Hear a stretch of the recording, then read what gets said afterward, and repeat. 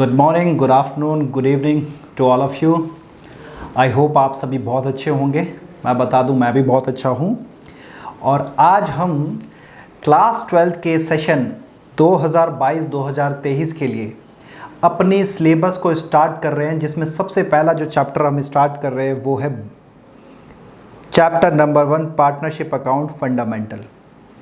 Chapter number 1, partnership account fundamental.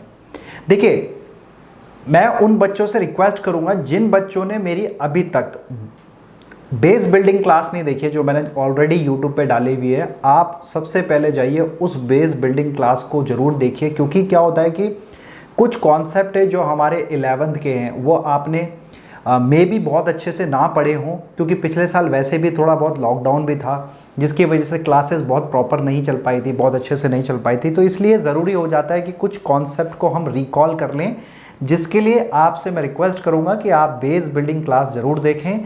इस course को start करने से पहले, इस टॉपिक को स्टार्ट करने से पहले, इस चैप्टर को स्टार्ट करने से, मतलब क्लास 12 के कोई भी चैप्टर को स्टार्ट करने से पहले आपको बेस बिल्डिंग क्लास ज़रूर देखनी है, जिससे कि आपके कुछ कॉन्सेप्ट मैं बिल्ड करना चाहता हूं, जिसको हम अपने सिलेबस में यूज़ करेंगे।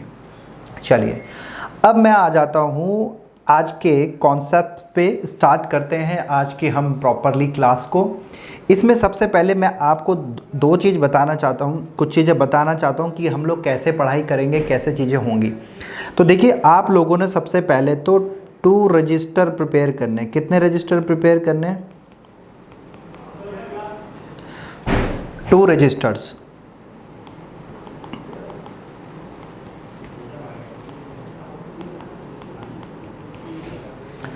दो रजिस्टर प्रिपेयर कर रहे हैं। एक तो आपका,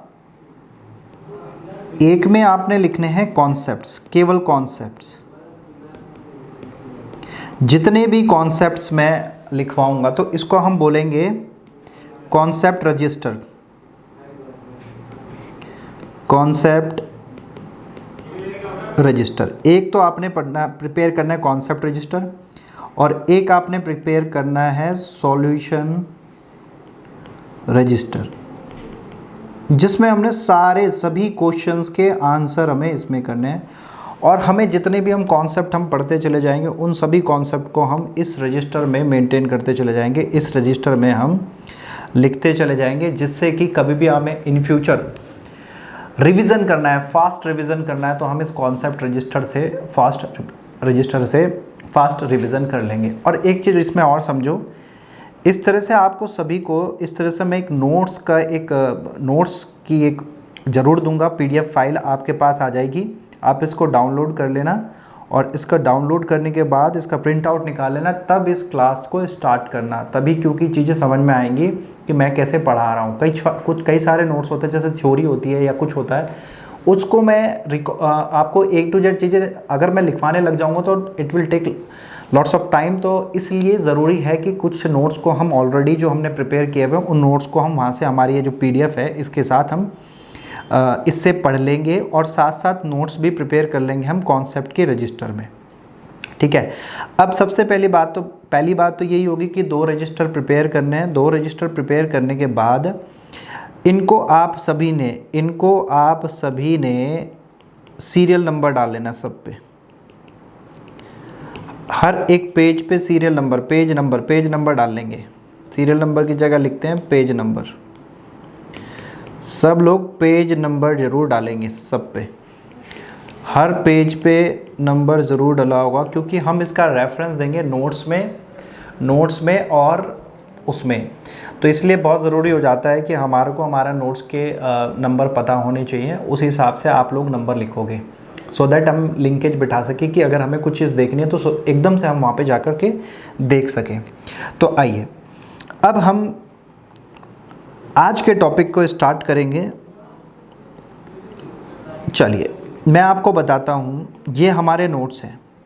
हमें पार्टनरशिप अकाउंट सीखनी है। क्या सीखनी है? Partnership account. देखिए, मैं आप सभी को भविष्य का चार्टर्ड अकाउंटेंट मानता हूँ, या बहुत बड़े प्रोफेशनल मानता हूँ कि जो फाइनेंस फील्ड में एक्सपर्टीज़ करेंगे।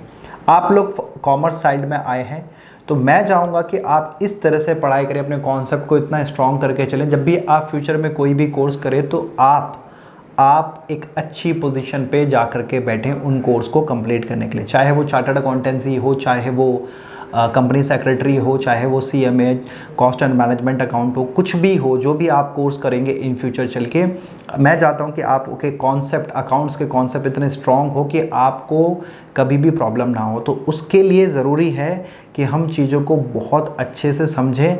समझने के बाद जो भी क्वेरीज आती हैं आप लोग मुझे भेजें, मैं आपका उसका रिप्लाई ज़रूर दूंगा। इसमें मैंने अपना नंबर शेयर किया हुआ है, ये मेरा नंबर है, ये वाला मेरा नंबर है, व्हाट्सएप पे भी यही नंबर है, आप इसको मैसेज, इस पे आप मैसेज कर सकते हैं कि जो भी डाउट हैं आप इस नंबर पे मैसेज कर सकते हैं। चलिए अब मैं अपने टॉपिक पे, मेन टॉपिक पे आ जाता हूँ, which is partnership accounts fundamental. अब फंडामेंटल क्या होता है, देखिए समझने की कोशिश करना। देखो मैं तुम्हें कुछ चीज़ें बताऊँगा क्या होता है। जब आपने 11th में, पिछले साल 11th में आप लोगों ने ना सोल प्रोप्राइटर के फाइनेंशियल स्टेटमेंट प्रिपेयर करना सीखे थे। किसके? सोल प्रोप्राइटर के फाइनेंशियल स्टेटमेंट प्रिपेयर करना सीखे थे। तो उसमें आप लोग क्या करते थे? उसमें आप लोग क्या करते थे? सोल प्रोप्राइटर कौन होता था भैया, मुझे बताओगे? Sole proprietor, sole proprietor, sole proprietor मतलब क्या? अकेला, अकेला व्यक्ति, अकेला व्यक्ति जो बिजनेस चला रहा है। मैं एक चीज़ आपको बताऊं कि मैं कुछ नोट्स जो है हिंदी में लिखवाता हूं, कुछ नोट्स मैं इंग्लिश में लिखवाता हूं, वो डिपेंड करता रहता है। बस द थिंग इज़, मेरा मेन उद्देश्य होता है कि आप सभी के दिमाग में चीज़ों को डालना, आपको वो कॉन्सेप्ट क्लियर होना चाहिए। तो सोल प्रोप्राइटर जो होता है, जो अकेला व्यवसाय कर रहा है, ठीक है, वही लीगल पर्सन होता है, उसी के ऊपर सारी चीज़ें होती हैं, वही डिसीजन लेता है, वही प्रॉफिट जो आएगा उसे डिस्ट्रीब्यूट कर लेगा। तो आप लोगों ने सोल प्रोप्राइटर के केस में आप लोगों ने 11th में सीखा था कि हमने 11th में सीखा था कि सोल प्रोप्राइटर के केस में एक तो हम ट्रायल बैलेंस आप लोगों ने सीखा था। ट्रायल बैलेंस बनाने के बाद भैया आप लोगों ने बनाया था प्रॉफिट एंड लॉस अकाउंट, नहीं, trading and profit and loss account, profit and loss account नहीं, trading and profit and loss account, trading and profit and loss, trading and profit and loss account. After that आप लोगों ने सीखा था balance sheet बनाना। क्या बनाना? Balance sheet बनाना। तो ये तो सोल प्रोप्राइटर था। आज हमने सीखना है कि अगर हम पार्टनरशिप फर्म के अकाउंट्स प्रिपेयर कर रहे हैं, सब चीज़ सीखेंगे पार्टनरशिप से रिलेटेड क्या है।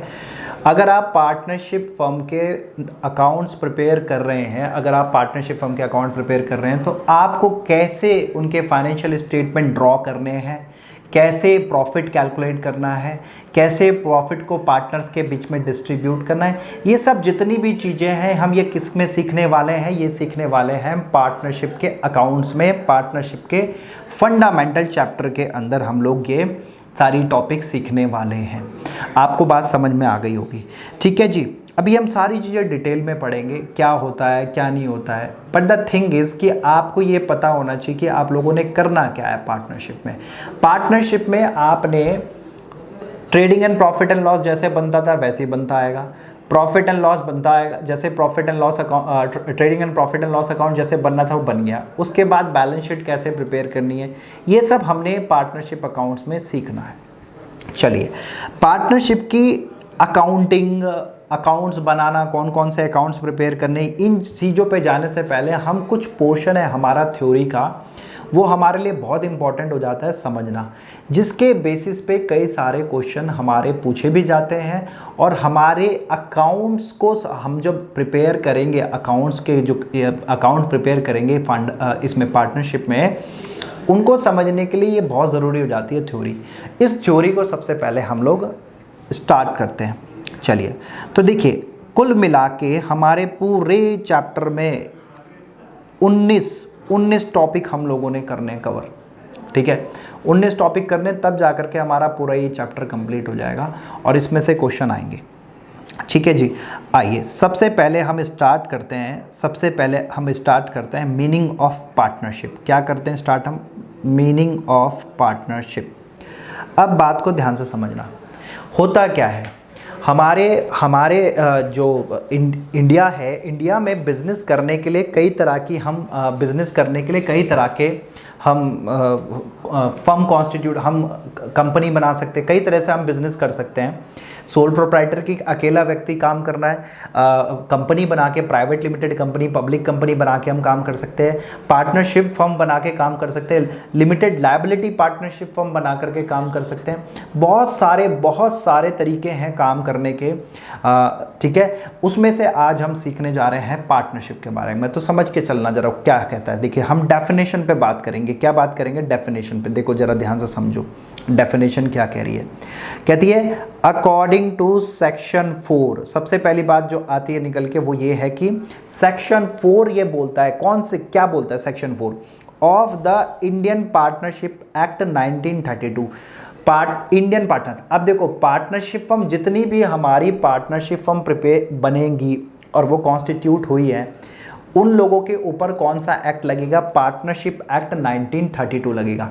अब ध्यान से समझना, according to section 4 of the Indian partnership act 1932, partnership is a relation, relation क्या है? सबसे पहला जो वर्ड निकल के आया वो है रिलेशन का। किसका? रिलेशन का। बिटवीन किन के बीच में है? पर्सन्स का मतलब क्या हुआ कि कम से कम 2 पर्सन तो होने चाहिए, कम से कम 2 पर्सन तो होने चाहिए। हु हैव अग्रीड, तीसरा वर्ड निकल के आया अग्रीड, तीसरा वर्ड हमारा निकल के आया अग्रीड। कहने का मतलब there must be some agreement between those partner. जो भी पार्टनर हमारे बन के आए हैं, जो पार्टनरशिप में बिजनेस करना चाहता है, वहां पे अग्रीड होना चाहिए। अग्रीड मतलब अग्रीमेंट होना बहुत जरूरी है, और agreement can be oral as well as written. This we will study in detail, ठीक है। उसके बाद है नेक्स्ट वर्ड निकल के आता है share of profit. Share of profit क्या मतलब है इसका? कि जब आप बिजनेस कर रहे हो, तो जब पार्टनरशिप फर्म में आए, 2 या 2 से अधिक जब बंदे पार्टनरशिप में आते हैं, एक एग्रीमेंट करने के बाद पार्टनरशिप में आए, पार्टनरशिप में आने के बाद वहाँ पे प्रॉफिट बंटना बहुत ज़रूरी है। शेयरिंग ऑफ प्रॉफिट होना बहुत ज़रूरी है। मतलब पूरे साल होता क्या है, ए और बी दोनों बिजनेस में आए, ए ने कहा कि यार देख मेरे पास पैसे हैं, बी ने कहा यार मेरे पास यार स्किल्स हैं, मुझे मान के चलो एक छोले भटूरे की दुकान खोलना चाहते हैं सबके सब। तो ए कहता है कि यार मेरे पास पैसे हैं, बी कहता है यार मुझे छोले भटूरे बहुत अच्छे बनाने आते हैं। तो एक काम करते हैं, दोनों बिजनेस कर लेते हैं, मैं पैसा लगाता हूं तो आप बिजनेस करो, जो भी प्रॉफिट होगा हम दोनों बांट लेंगे, जो भी प्रॉफिट होगा हम दोनों बांट लेंगे। लेकिन अब आप लोगों के दिमाग में ये चीज आनी चाहिए, क्या भैया प्रॉफिट ही बटेगा? ये जो प्रॉफिट बांटने के लिए ही आए हैं, अगर लॉस होएगा तो लॉस कौन लेके जाएगा? मैं आपको इस चीज़ के बारे में बहुत अच्छे से बताऊंगा। आप थोड़ा सा पेशेंस बनाए रखें कि इसकी क्यों प्रॉफिट इन्होंने लिखा है। आगे बढ़ते हैं। Of a business there should be a business होना चाहिए। ऐसा काम नहीं करना जो बिजनेस नहीं होगा, वो काम नहीं। अभी आगे हम पढ़ेंगे किसको बिजनेस कहा गया है, किसको बिजनेस नहीं कहा है। अब आगे बढ़ो। कैरिड ऑन बाय ऑल, उस बिजनेस को या तो सारे चलाएं, कैरिड ऑन बाय ऑल, और any of them acting for all, या तो उन सबके बिहाफ पे केवल एक पर्सन एक्ट करे, या तो सबके सब बिजनेस में पार्टिसिपेट करे, या फिर उनमें से कोई एक पर्सन भी एक्ट करेगा सबके लिए, तो भी पार्टनरशिप में माना जाएगा, और तो भी प्रॉफिट शेयरिंग होगा, प्रॉफिट को बांटा जाएगा, माना जाएगा। आ गई बात समझ में? इतनी सी बात थी। तो अगर मैं इसको दोहराऊं, आप लोगों को याद कराना चाहूं तो लिखो, मेरे साथ साथ बोलना। According to section 4 of the Indian partnership act 1932, partnership is the relation between persons, 2 या 2 से अधिक person, who have agreed to share profit of the business carried on by them और any of them acting for all. वो जो business उन्होंने वो चला रहे हैं, या फिर उनके बिहाफ पे कोई एक व्यक्ति, कोई एक पार्टनर जो है उस बिजनेस को चला रहा है।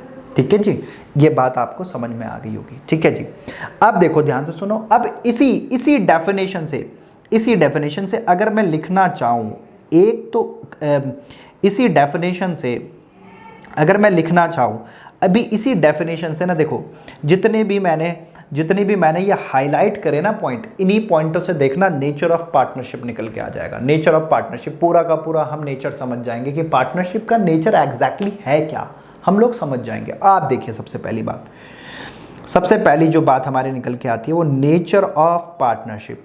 नेचर ऑफ पार्टनरशिप, चलिए सबसे पहले वो बोलते हैं एसोसिएशन ऑफ 2 और मोर पर्सन। क्या?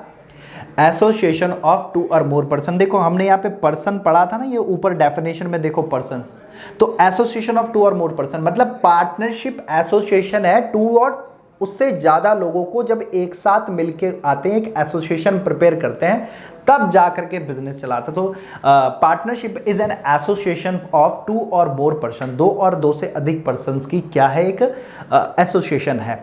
अब देखना, एक बहुत इंपॉर्टेंट पॉइंट है, बहुत ही इंपॉर्टेंट पॉइंट है। देखिए मेरी बात ध्यान से समझना, मैं आपको समझाना चाहता हूं। क्या देखो, क्या होता है कि देखो हमारी जो नेचर, हम क्या पढ़ रहे हैं, नेचर ऑफ पार्टनरशिप। क्या पढ़ रहे हैं? Nature of partnership. Nature of partnership में सबसे पहला हमारा जो पॉइंट आया वो एसोसिएशन ऑफ 2 और मोर पर्सन होना चाहिए। एसोसिएशंस ऑफ 2 और मोर पर्सन्स, 2 या 2 से अधिक पर्सन की एसोसिएशन होनी चाहिए। आगे बात समझ में? तो देखो, लेकिन एक बात बताऊं मैं, मिनिमम तो 2 है, मिनिमम तो 2 है, लेकिन पार्टनरशिप एक्ट में मैक्सिमम लिमिट इज नॉट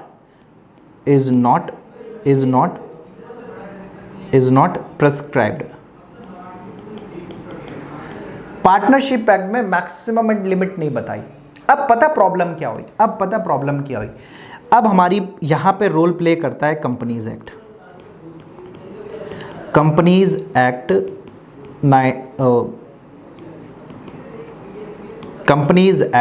2013 यहां पे रोल प्ले करता है कंपनीज एक्ट 2013। कंपनीज एक्ट 2013 कहता है, देखिए 2 प्रकार की कंपनी डिफाइन करता है, एक होती है पब्लिक कंपनी और एक होती है हमारी प्राइवेट कंपनी। पब्लिक कंपनी, आप लोगों ने ध्यान से सुना होगा, पब्लिक कंपनी ना पब्लिक से पैसा उठा सकती है शेयर मार्केट में,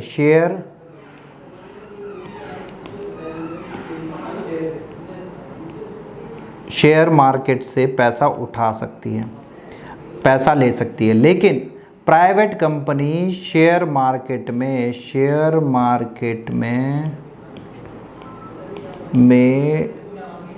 शेयर्स इशू नहीं कर सकती। अब मेरी बात ध्यान से सुनो, पब्लिक कंपनी में जो है पब्लिक कंपनी जो है वो शेयर मार्केट में पैसा, देखो क्या होता है कि पब्लिक कंपनी वो कंपनी होती है जिसमें पब्लिक भी शेयर होल्डर बन जाती है। मतलब कि शेयर हम इशू करेंगे मार्केट में, वहां से पब्लिक पैसा हमें देगी और हम उन्हें शेयर्स दे देंगे। लेकिन प्राइवेट कंपनी में ऐसा नहीं है। तो होता क्या है कि अब क्या है कि प्राइवेट कंपनी में पब्लिक पैसा नहीं लगा सकती। तो अब यहाँ पे ज़रूरी हो गया अब देखो पार्टनरशिप एक्ट ने कोई मैक्सिमम लिमिट प्रेस्क्राइब नहीं करी, लेकिन कंपनी एक्ट में कहा गया मैक्सिमम 200 मेंबर्स हो सकते हैं। मिनिमम 2, प्राइवेट कंपनी में मिनिमम 2 मेंबर हो सकते हैं और मैक्सिमम कितने मेंबर हो सकते हैं? 200 मेंबर्स। अच्छा, कंपनी एक्ट 2013 में ही हमें बताया गया कि जो शेयर मार्केट में पब्लिक से पैसा उठा सकते हैं वो तभी उठा सकते हैं जब हमें सेबी ने बताया होगा। किसने बताया होगा? सेबी ने। तो होता क्या है कि जो मैक्सिमम लिमिट है, अब पार्टनरशिप एक्ट में तो मैक्सिमम लिमिट बताई नहीं, तो अब कंपनी एक्ट ने ले दी। अब ध्यान से सुनो, कंपनी एक्ट कहता है कि केवल पब्लिक कंपनी ही पब्लिक से पैसा उठा सकती है। अब अगर हम पार्टनरशिप एक्ट के अंदर मैक्सिमम लिमिट नहीं डालेंगे तो प्रॉब्लम हो जाएगी, क्योंकि वहां पे भी हम पब्लिक से पैसा उठा सकते हैं। इंडियन पार्टनरशिप एक्ट तो मना ही नहीं कर रहा इस बात को। तब कंपनीज एक्ट को आगे आना पड़ा, कंपनी एक्ट को अपने आप को बचाने के लिए। कहीं लोग पार्टनरशिप एक्ट में जाके पार्टनरशिप फर्म बना के पब्लिक से पैसा इकट्ठा ना कर ले, इसलिए कंपनी एक्ट में हमारी मैक्सिमम लिमिट डाली गई। And according to company act लिखो, according to company act maximum partner can be 50। Maximum partner कितने हो सकते हैं? 50 हो सकते हैं। मैक्सिमम पार्टनर कितने हो सकते हैं? Maximum partner can be 50। Maximum partner can be 50। और प्राइवेट लिमिटेड में कितने मेंबर हो सकते हैं? 200 मेंबर। इसी को, जो ये 200 मेंबर है ना, इसी को कहा जाता है प्राइवेट प्लेसमेंट। प्राइवेट प्लेसमेंट का मतलब होता है आप अपने जानने वाले को, जो भी आप लोगों के जानने वाले हैं, आप उनको शेयर इशू कर सकते, क्योंकि प्राइवेट कंपनी तो प्राइवेट है, अपने आप में ही है, तो आप अपने जानने वालों को ही शेयर इशू कर सकते हो। अगर आपने पब्लिक से पैसा मांगना है तो उस केस में तो पब्लिक कंपनी बन जाना पड़ेगा आपको। लेकिन अगर प्राइवेट कंपनी हो तो आप प्राइवेट प्लेसमेंट में शेयर इशू कर सकते हो। कितने? मैक्सिमम 200 मेंबर्स को। अब बात को ध्यान से समझना। इसमें मैं एक चीज और एक एग्जांपल भी मैं तुम्हें देना चाहता हूं, जिससे कि आप लोगों के कॉन्सेप्ट समझ में याद रहे। हुआ क्या, कुछ दिन पहले आप लोगों ने शायद सुना हो, एक सहारा एक कंपनी है हमारी, जो पहले इंडियन क्रिकेट टीम को भी स्पॉन्सर करती थी। उसने क्या किया? उसने ना, जैसे कि मान लीजिए ये है हमारी सहारा, ये है हमारी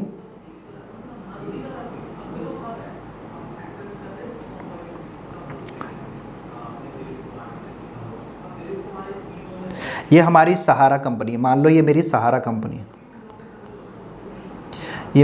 कंपनी है, इधर हमारा सेबी है, और इधर ना ये पब्लिक है, बहुत सारी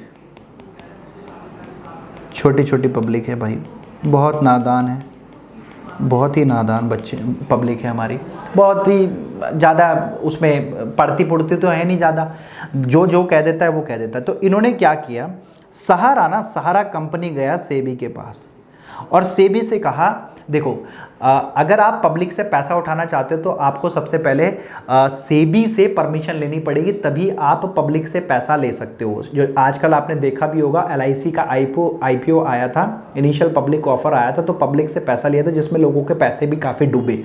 लेकिन आप तभी शेयर मार्केट में पैसा लगा सकते हो, आप अपनी कंपनी पैसा ले सकते हो पब्लिक से, आप अपनी कंपनी को स्टॉक शेयर मार्केट में तभी लिस्ट करा सकते हो जब आपको सेबी से परमिशन मिल जाए। अगर आपको सेबी से परमिशन नहीं मिले ना, तो आप अपनी कंपनी को लिस्ट नहीं करवा सकते। इस बात को समझे। तो सहारा भी चाहती थी कि मैं अपनी कंपनी को लिस्ट करवाऊं। सहारा ने कहा यार मेरे पास इतना पैसा पड़ा हुआ है, यस बहुत पैसा था उनके पास, है भी, अब भी बहुत प्रॉपर्टियां हैं उनके पास, लेकिन वो चाहते थे कि हम भी पब्लिक से पैसा उठाएं, पब्लिक से अपने शेयर, हमारी कंपनी के शेयर हम पब्लिक को बेचें, और हम अपनी कंपनी को स्टॉक मार्केट में लिस्ट करा ले। तो उसके लिए वो चले गए भैया हमारे सेबी के पास। किसके पास चले गए? सेबी भैया के पास। अब सेबी भैया तो थे, अब सहारा की पॉलिटिकली बड़ी सपोर्ट थी, पॉलिटिकली बहुत एक्टिव थे, पॉलिटिकली बहुत स्ट्रांग थे ये, मतलब कोई भी इनकी बात मान लेता, पैसे वाले लोग यार सब मान के चलते हैं। तो सहारा ने कहा सेबी मैं अपनी कंपनी को लिस्ट कराना चाहता हूं, आप प्लीज मेरी कंपनी को लिस्ट कर दे। अब पता क्या सेबी ने, सहारा ने कई सारे बॉन्ड इशू किए हुए थे पब्लिक को, बॉन्ड इशू किए हुए थे, बॉन्ड इशू कर रखे थे पब्लिक को, बहुत सारे बॉन्ड इशू किए हुए थे। अब सेबी कहती है, अब कई मतलब लाखों लोगों को इन्होंने पब्लिक को बॉन्ड इशू किए हुए थे without taking permission from SEBI से परमिशन नहीं ले रखी थी। अब सेबी को इस बात का पता था, लेकिन कह नहीं पा रही थी क्योंकि पॉलिटिकल प्रेशर था बहुत ज़्यादा। आज जब सहारा खुद सेबी के पास चला गया और सेबी से कहा कि भैया मेरे शेयर्स लिस्ट कर दो स्टॉक मार्केट में। तो सेबी पता क्या कहती है, सेबी कहती है भाई साहब आपने प्राइवेट प्लेसमेंट का उल्लंघन किया है, वॉयलेशन किया है। प्राइवेट प्लेसमेंट ये कहता है कि मैक्सिमम 200 मेंबर्स को शेयर इशू कर सकते हैं, लेकिन आप लोग ने तो पब्लिक से पैसा उठा लिया विदाउट मेरी टेकिंग परमिशन। मेरी परमिशन तो आपने ली नहीं, तो आप तो ऑलरेडी उल्लंघन करते हैं, हम आपको शेयर मार्केट में घुसने की अनुमति नहीं देते। अब क्या था, सारा तंत्र आ गया, सारा जूता हमारा तंत्र आ गया। भैया उसने क्या किया, सहारा चला गया हमारा हाई कोर्ट। कहाँ चला गया, हाई कोर्ट चला गया। और हाई कोर्ट से कहा, हाई कोर्ट साहब, जज साहब, ये सेबी कौन होती है, मेरे को स्टॉक मार्केट में आने से रोक रही है, ये क्यों रोक रही है, इनसे पूछा जाए। अब हाई कोर्ट ने सेबी से पूछा, सेबी ने हाई कोर्ट को रिप्लाई सबमिट कर दिया कि भैया बात ऐसी है, इन लोगों ने तो ऑलरेडी लाखों लोगों से पैसा उठाया हुआ है बॉन्ड इशू कर करके, तो ये तो ऑलरेडी प्राइवेट प्लेसमेंट का उल्लंघन कर चुके हैं। विदाउट मेरी परमिशन लिए बिना इन्होंने पब्लिक से पैसा ले लिया, मैं कैसे इनको दे दूं, ये लोग तो पहली वॉयलेशन करके बैठे हुए हैं कानून का। ठीक है, तो हाई कोर्ट ने कहा सहारा या आपने गलत किया, और सारा पैसा जो है उनको ऑर्डर कर दिया कि आप पब्लिक का पैसा वापस करो। तो दिस इज द खेल ऑफ सारा का सारा जो हम लोगों ने आज पढ़ा कि मैक्सिमम 200 मेंबर तक हम प्राइवेट लिमिटेड में कर सकते हैं। पार्टनरशिप में, क्योंकि पार्टनरशिप एक्ट के अंदर रेस्ट्रिक्शन नहीं थी, इसलिए कंपनी एक्ट ने रेस्ट्रिक्शन डाल दी, अदरवाइज लोग पार्टनरशिप फर्म बनाते और पब्लिक से पैसा उठा लेते, तो वहां लिमिट डाल दी 50 की। और इसमें जो पब्लिक कंपनी होती है, पब्लिक कंपनी कितना ही उठा सकती है पब्लिक से पैसा स्टॉक मार्केट के थ्रू, है ना। अब इस चीज को पढ़ना जरा देखो, अब क्या कह रहा है, as per companies act 2013 there can be at least 2 member but not more than 50 member. 50 member कह रहा हूं, पार्टनर से ज्यादा नहीं हो सकते पार्टनरशिप फर्म में। अब इसे पढ़ना, टू रिमेंबर, ये मैंने आप लोगों के रिमेंबर करने के लिए, ध्यान रखने के लिए, according to companies act 2013 in case of a private limited company shares that can be issued under private placement to maximum of 200 member. Private placement में 200 मेंबर तक आप शेयर इशू कर सकते हो प्राइवेट प्लेसमेंट में, ठीक है। लेकिन इससे ऊपर जाना है, पब्लिक से पैसा अगर उठाना है, तो इन दैट केस सेबी की परमिशन लेनी ही पड़ेगी। किसकी परमिशन लेनी ही पड़ेगी, सेबी की। आई होप आप लोगों को समझ में आ गया होगा। तो ये वाला जो पोर्शन था ना मेरा, ये पब्लिक कंपनी वाला, ये पर्सन्स वाला ये जो वाला पोर्शन था, दिस आई हैव कंप्लीटेड कि देयर शुड बी 2 और more person for the partnership. Next अब हम पढ़ते हैं, there must be an agreement. क्या होना चाहिए, एग्रीमेंट होना चाहिए।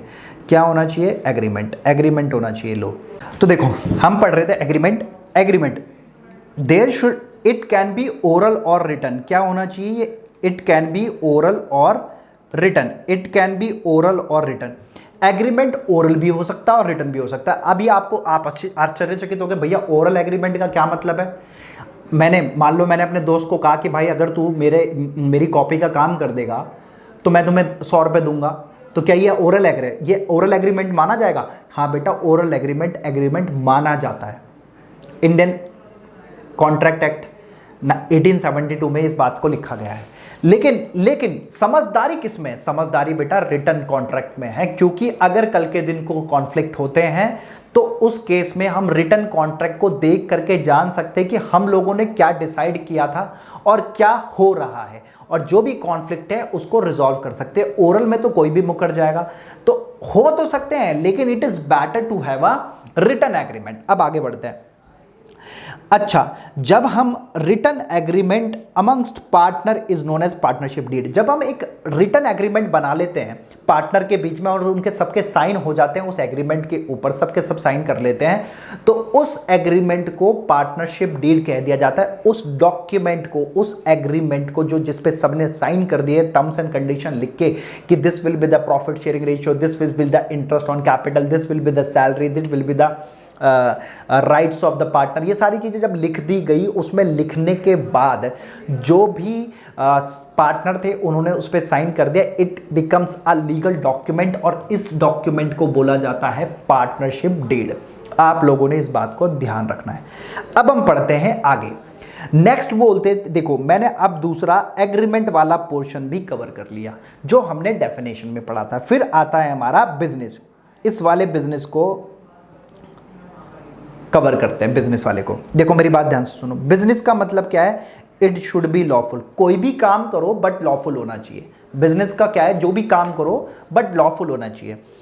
बट एक बात ध्यान रखना, अगर आप चैरिटी कर रहे हो ना, चैरिटेबल क्लिनिक अगर चैरिटी कर रहे हो किसी के लिए, तो it is not considered as a business. Business consider नहीं किया गया इसको। आपने इस चीज़ को ध्यान रखना है। उसको बिजनेस नहीं माना गया, उसको क्या माना गया? Charity.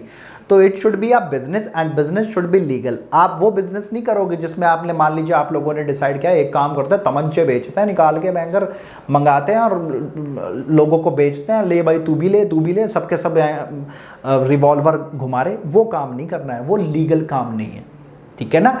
The business should be lawful. Business क्या होना चाहिए? लॉफुल होना चाहिए। नेक्स्ट अब हम आगे बढ़ते हैं। Mutual agency. एक हमारा वर्ड यूज हो रहा है म्यूचुअल एजेंसी। बहुत इंपॉर्टेंट कॉन्सेप्ट है, बहुत इंपॉर्टेंट कॉन्सेप्ट है mutual agency. Mutual agency, mutual agency का मतलब होता है कि आपस, म्यूचुअल का वर्ड होता है आपस, आपस में। तो एजेंसी का मतलब होता है एजेंट, एजेंट होना। तो मेरी बात ध्यान से सुनना, क्या होता है कि जो भी partner are agent for each other. एक दूसरे के लिए क्या है? एजेंट है। One partner is agent for other and other will be an agent for one. आगे बात समझ में? आप लोगों को समझ में आई बात? आगे पढ़ो। वन पार्टनर, अब पढ़ो जरा। One partner is an agent of other partner and other partner shall be bound by his act. अगर मैंने कोई काम किया ना, तो जो दूसरा पार्टनर है वो ये नहीं कह सकता कि ये काम तो सचिन शर्मा ने किया है। मेरा पार्टनर ये नहीं कहेगा कि ये काम सचिन शर्मा ने कहा है। वो उसके लिए वो भी उतना ही रिस्पॉन्सिबल होगा जितना कि मैं। This is mutual agency. कहने का मतलब एक पार्टनर दूसरे पार्टनर के बिहाफ पे काम कर रहा है, इसलिए ही कहा जा रहा है कि एक पार्टनर दूसरे पार्टनर का एजेंट है और दूसरा पार्टनर पहले वाले पार्टनर का एजेंट है। तो this is the concept of mutual agency in the partnership. एक दूसरे के एजेंट होते हैं, कोई भी काम करेगा दोनों रिस्पॉन्सिबल होंगे। नेक्स्ट टॉपिक हमारा निकल के आता है शेयरिंग ऑफ प्रॉफिट का। यहां पे आप लोगों को डाउट आया था, क्या केवल प्रॉफिट ही बटेगा क्या भैया? केवल प्रॉफिट बटेगा क्या? लॉस नहीं बटेगा क्या? अब आपका उस क्वेश्चन का आंसर यहां पे आप लोगों को मिल जाएगा। क्या है? The term profit includes both profit as well as losses. बस ये बात थी। पार्टनरशिप एक्ट के अंदर केवल प्रॉफिट कहा गया, प्रॉफिट, और प्रॉफिट के अंदर लॉस भी प्रॉफिट का ही पार्ट माना जाएगा। ये चीज आपको ध्यान रखनी है। आगे बात समझ में? तो अगर हम कहते हैं कि प्रॉफिट बट रहा है, दैट मीन्स वो लॉसेस को भी बांट रहे हैं पार्टनर के बीच में। ध्यान से समझ गए आप? अब आता है the profit of the firm should be shared amongst the partner in the agreed ratio. उसको कहा जाता है प्रॉफिट शेयरिंग रेशियो। जितना भी प्रॉफिट, जितने भी खर्चे खुर्चे घटाने के बाद जितना भी प्रॉफिट निकल के आया, it should be shared between the partner के बीच में शेयर हो जाना चाहिए। समझ में आई बात? और जिस रेशियो में वो शेयर होगा प्रॉफिट, उस रेशियो को बोलते हैं प्रॉफिट शेयरिंग रेशियो। क्या बोलते हैं उसको हम? Profit sharing ratio. समझ में आ गई बात? तो there should be a sharing of profit. हमारा यहाँ पे देखो शेयरिंग ऑफ प्रॉफिट का डेफिनेशन में चेक करोगे तो शेयरिंग ऑफ प्रॉफिट वाला पॉइंट भी कवर हो गया। अब आप ध्यान से सुनो, लायबिलिटी। अब ध्यान से सुनना, liability of a partner is unlimited. ध्यान से सुनो, बहुत इंपॉर्टेंट वर्ड है। Liability of the partner is unlimited. कहने का मतलब ये है कि इन केस हमारा जो बिजनेस बंद हो जाता है, बंद होने के टाइम पे जब बिजनेस के फर्म के जो पार्टनरशिप फर्म है उसके जब बिजनेस बंद हमने कर दिया तो उसके जितने भी एसेट्स हैं उनको सोल्ड आउट किया जाता है, और सोल्ड आउट करने के बाद जितनी भी लायबिलिटी है उस पैसे से उस लायबिलिटी को पे ऑफ कर दिया जाता है। पे ऑफ करने के बाद अगर कमी पड़ती है, कुछ भी कमी पड़ती है, इन दैट केस पैसा कौन लेके आएगा? पैसा पार्टनर लेके आएगा। कौन लेके आएगा? पार्टनर। तो there is an unlimited liability of the partnership partners की अनलिमिटेड लायबिलिटी होती है। कहने का मतलब अगर लायबिलिटी पे नहीं कर पाया, फर्म अगर लायबिलिटी पे नहीं कर पाई, देखो फर्म का मतलब क्या होता है? जब हम ABC मतलब जितने भी पार्टनर हो उनको हम कंसोलिडेटेडली जब हम एक साथ बोलेंगे तो उसको हम फर्म बोलते हैं। क्या बोलते हैं? फर्म। और एक व्यक्ति को जो उनका पार्टनर, एक पर्सन, जो जितने भी पार्टनर हैं, जितने भी पर्सन्स हैं पार्टनरशिप में, उनको हम बोलते हैं पार्टनर। आप लोगों को बात समझ में आ गई होगी मुझे लगता है। मीन्स तो आप लोगों ने ध्यान रखना है, आप जब भी अपने क्लाइंट से बात करोगे तो आप उन्हें समझाओगे कि भैया आप पार्टनरशिप में आ तो रहे हो। एक बात मैं आप लोगों को बता दूं, हम लोग देखो जितनी भी ये थ्योरी पढ़ रहे हैं ना, ये थ्योरी रिलेवेंट हो जाती है प्रैक्टिकल लाइफ के लिए। आपसे ना प्रैक्टिकल लाइफ में आपके पास क्लाइंट आता है और वो क्लाइंट पूछता है कि भैया मेरे को पार्टनरशिप करनी है या मैं कोई और कॉन्स्टिट्यूट करूँ, कोई और बिजनेस बनाऊँ, सोल प्रोप्राइटर बनाऊँ, प्राइवेट कंपनी बनाऊँ, पब्लिक कंपनी बनाऊँ। तब आप उनको ना सारे प्रोज एंड कॉन्स बताओगे कि भैया ये प्रॉफिट है इसका, ये लॉसेज है इसकी वजह से, इससे ये हमें फायदा होने वाला है, इससे ये नुकसान होने वाला है। तो सारी चीज़ें बताओगे कि क्या उनके ऊपर प्रोविजन एप्लीकेबल होते हैं। आई होप आप लोग समझ गए होंगे। तो देर 5 हमारे पॉइंट्स निकल के, एक सबसे पहली बात होती है एग्रीमेंट होना चाहिए। एग्रीमेंट कैन बी ओरल और रिटन। सेकंड है हमारा बिजनेस शुड बी लॉफुल होना चाहिए। अच्छा, हमने एसोसिएशन एक पॉइंट हमारा था सबसे पहले एसोसिएशन ऑफ 2 और मोर पर्सन। इसमें कहते हैं मिनिमम 2 होने चाहिए, मैक्सिमम 50 होने चाहिए। और एज पर कंपनीज एक्ट 2013 कहता है कि मैक्सिमम पार्टनर कितने होने चाहिए? 50 होने चाहिए। और there should be an agreement can be oral और रिटन, बट हम हाईली रिकमेंड करते हैं कि एग्रीमेंट रिटन होना चाहिए, बट ओरल भी हो सकता है। ओरल को प्रूफ करना बड़ा मुश्किल हो जाता है, लेकिन ओरल भी हो सकता है। After that there should be a legal business. फिर उसके बाद हमारी आती है म्यूचुअल एजेंसी। म्यूचुअल एजेंसी का मतलब होता है one is responsible for other and other is responsible for one. आपस के एक दूसरे के वो एजेंट की तरह एक्ट करेंगे कि अगर एक ने कोई काम किया तो दूसरा उसके लिए रिस्पॉन्सिबल ऑटोमेटिकली हो जाएगा। वो ये नहीं कह सकता कि ये काम तो उसने किया तो मैं इसमें कुछ नहीं कर सकता। शेयरिंग ऑफ प्रॉफिट शेयर होगा। और प्रॉफिट के डेफिनेशन में लॉसेस भी इंक्लूड होते हैं। कहने का मतलब यह है कि चाहे बिजनेस से प्रॉफिट हो चाहे लॉसेस हो, हम आपस में जरूर बांटेंगे। After that there should be the liability of the partner is unlimited.